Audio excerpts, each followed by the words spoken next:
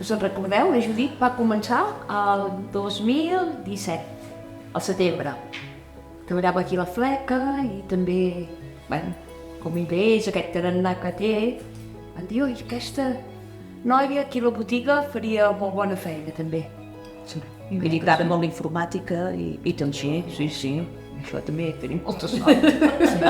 Amb la informàtica, Judit, això no va.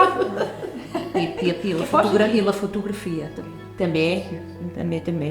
Sí. I després va arribar la nit, que clar, sobretot va portar aquest flux de, bueno, part de més jove, no?